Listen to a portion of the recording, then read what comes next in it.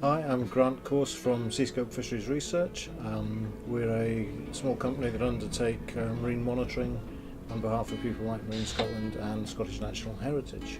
We're using a drop-down video system to survey the seabed, looking for priority marine features on the seabed to help map the area for things like the substrate and the type of organisms that are actually there. We have two boats. One boat's a fishing boat. We were involved with a razor fishing trial with Marine Scotland.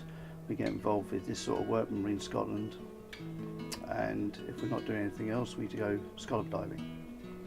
This week we've had a charter from Marine Scotland with a drop-down video camera, and we lower it over the side. We get to the seabed and then we hover it just above the seabed, and that then we can drift with the wind or the tide, whichever.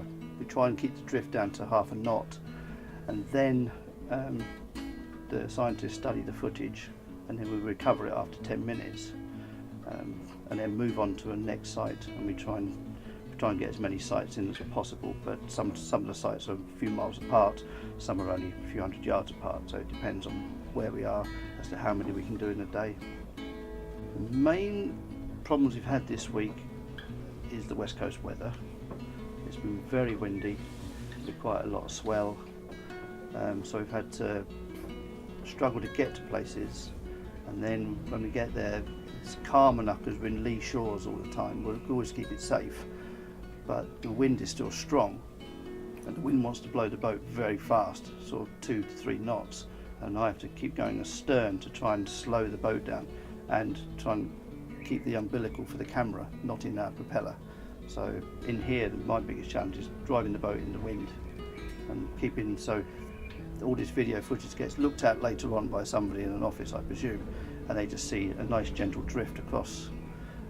But it's down to me that we've kept it that slow.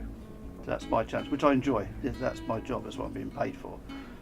And in between that we have hospitality, we have to keep everyone fed and watered, lunch and things.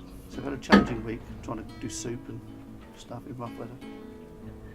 This week we were asked to look for various things on the seabed: merle, flame shells, fan mussels and herring spawn. And we were given some marks by a local diver that said that he thinks he's seen some herring spawn in this area, and we dropped the camera right down and we drifted and we found some, and it was just claps all round in here. It was just high fives.